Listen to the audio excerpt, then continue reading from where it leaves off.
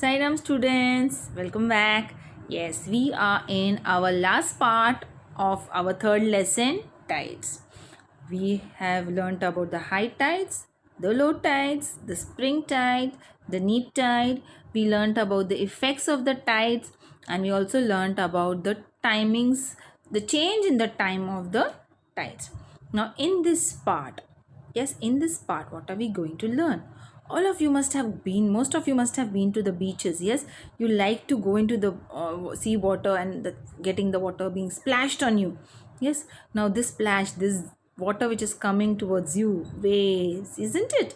Waves, sea waves, you can see, you must have been seen over there. Also, if you, when you're drinking hot milk or hot tea, when you drink, you're trying to blow something and then you can find ripples coming over it. Yes, so these ripples tend to push. Yes, when it tends to push the tea towards the edges. Yes, towards the brim. So similarly even waves are being pushed. Yes, now who's pushing these waves? You and me or somebody else? No, it is the wind that is pushing the waves, isn't it? It is the wind that is pushing the waves. Now we will see what are waves and what are the different things we're going to learn about waves. The seawater gets pushed by wind and ripples are generated on the water surface.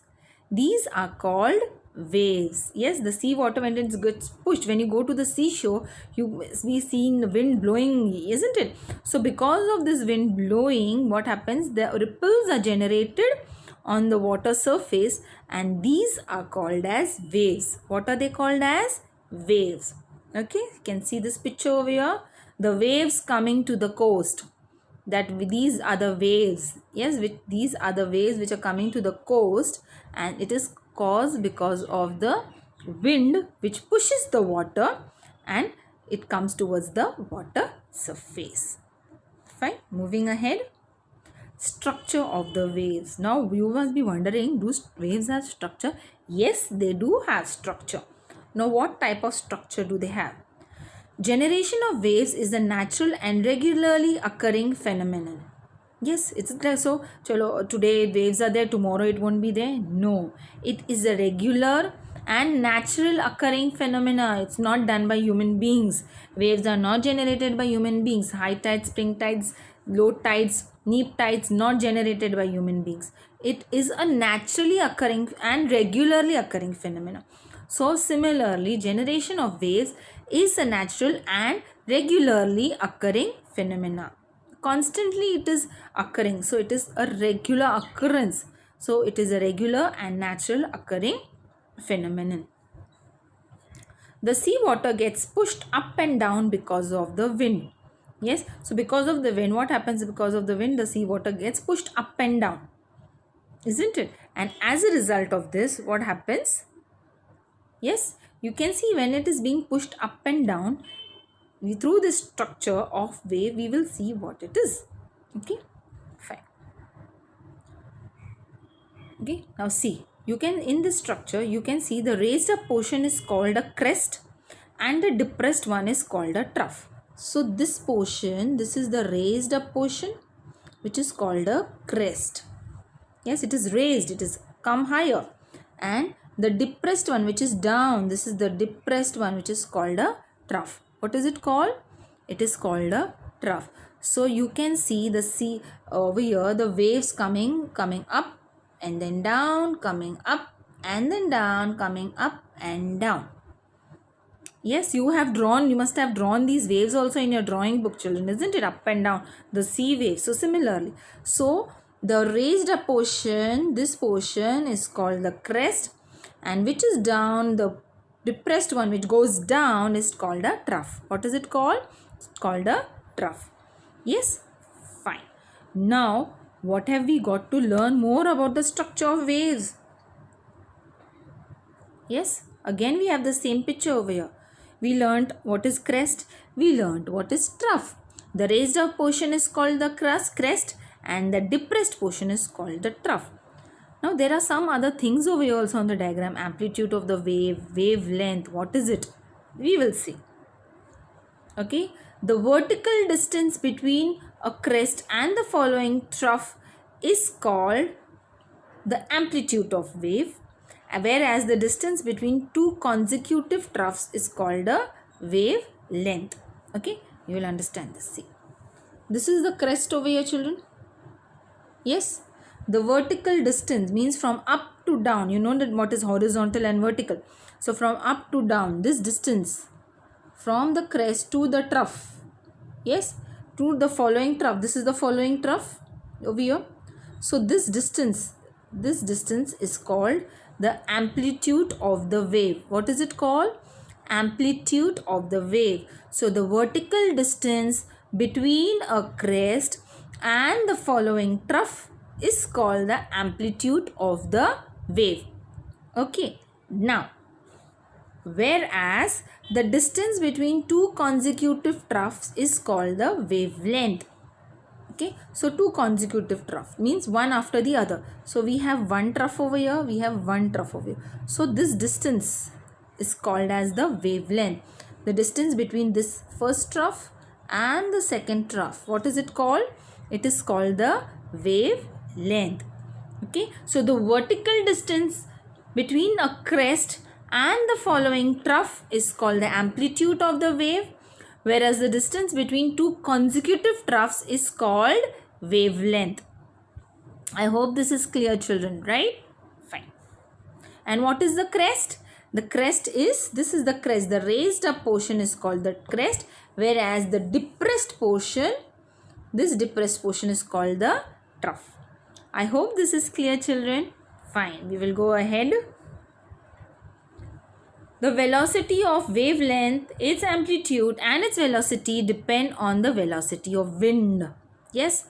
So what force the wavelength will come, what is the amplitude, it all depends on the wind. The stronger the wind, the amplitude and the velocity of the wave will be higher. Yes. If the wind is forceful, it is strong wind, then your wave will also be stronger. If the wind is just a mild breeze, the wavelength and its amplitude will not have that much velocity. Okay, fine. Velocity of waves.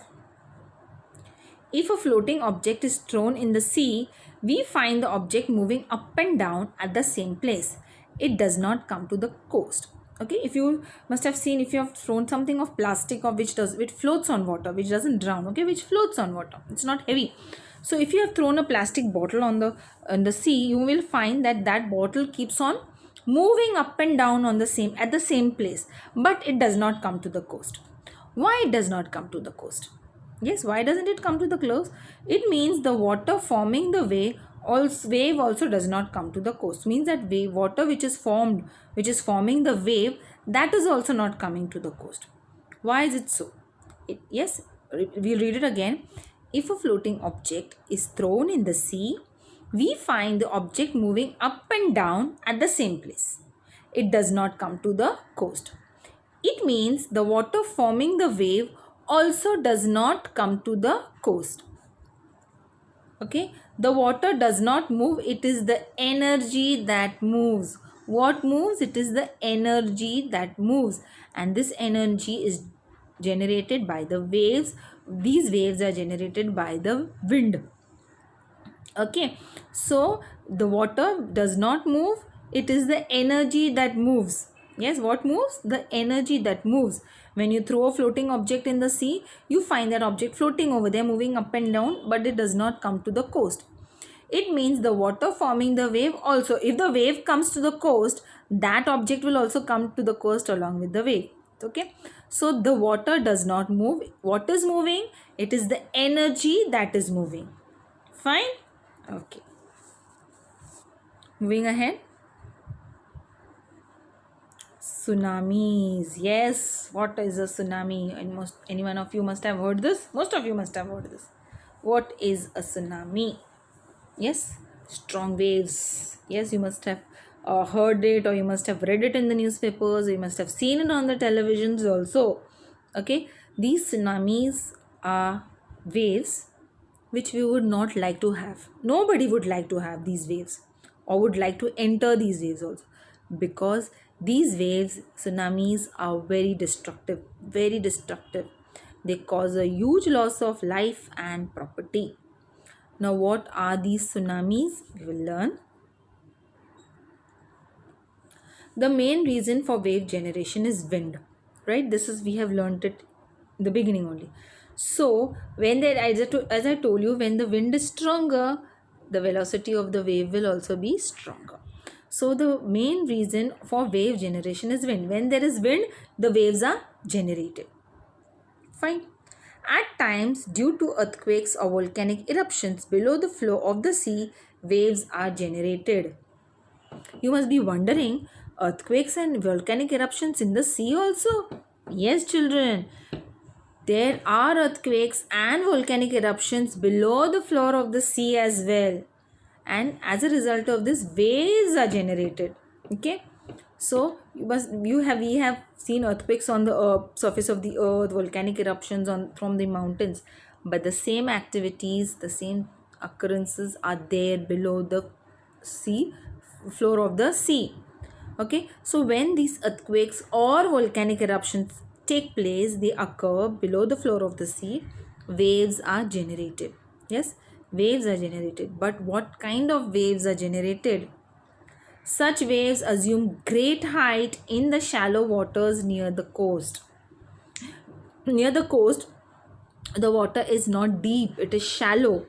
Yes, so what happens when it comes towards the shallow waters? It assumes great height. Its height is the height of these waves are very much bigger, very much, it increases when it comes towards the coast as compared to the regular waves. Yes, which waves? The waves which are generated when there is a volcanic eruption or an earthquake below the sea floor. Yes, below the seawater. So these waves generated, they reach to very big heights and when they reach the shallow waters near the coast. So when they reach near the coast, where will this water come? They will come, yes, they will enter into the livings of where people are staying. Fine. So these waves are very destructive. There was a tsunami which had occurred in 2004. Yes, in 2004. We will be learning about it, children. So coming back to these waves which are generated because of volcanic eruptions and earthquakes below the sea floor, they come towards the coast where its height increases. These waves are very destructive. And what are these waves called as? These waves called as tsunamis. They cause huge loss of life and property. Yes, they cause huge, because when it comes in full force and it will destroy whatever it is in its way. Yes, these waves are very destructive. It will cause huge loss of life and property. Whatever comes in its way is going to get destroyed. Yes, it will destroy, whether it will take the life of a person, or it will destroy the building, or it will destroy whatever properties comes in its way. It enters into where people are living. Yes, it enters where people are living. So that is why it is very destructive, and we have to be very careful. And such waves are called tsunamis. What are these waves called? They are called as tsunamis. We'll repeat it once again. The main reason for wave generation is wind. At times, due to earthquakes or volcanic eruptions below the floor of the sea, waves are generated. Such waves assume great height in shallow waters near the coast. Okay, so first thing, main reason for wave generation is wind. If stronger the wind, the velocity of the wave will be greater. But certain waves are generated because of the earthquakes or volcanic eruptions below the floor of the sea, right? So such waves assume greater heights in shallow waters near the coast, and then they enter into the city or village which is close by, and they are destructive, which cause huge loss of life and property, and such waves are called as tsunamis.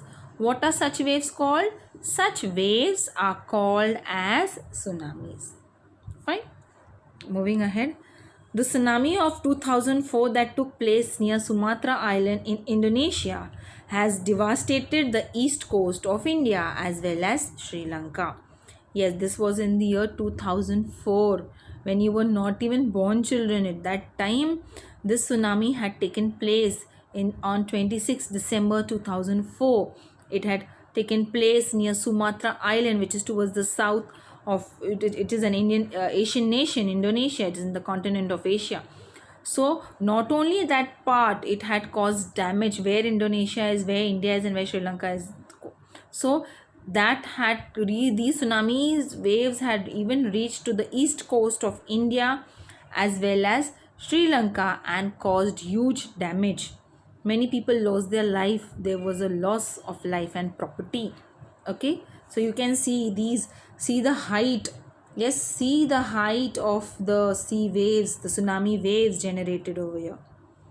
Yes, and see the destruction caused. This is the picture after the tsunami. So tsunamis are destructive. The maximum height in shallow waters, they reach to a very great height and then cause destruction and causing huge loss of life and property. Many people had lost their life in the tsunami of 2004. Okay, so therefore whenever we go to the seashore or when you go to enjoy the beach, we have to be extra careful, children. Yes, not because what happens, you never know what may be coming, so we have to be very careful. It's not that we don't have to enjoy, we have to enjoy, so but we have to be vigilant also. We have to be quite careful and see to it that we are safe.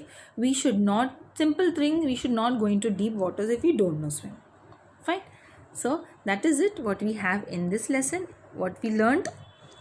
What did we learn in today's session, children? We learned about how waves are generated. Yes. We learned about the structure of the waves, the crest, the trough, the amplitude of the wave and the wave length. Then we learned about how waves are generated.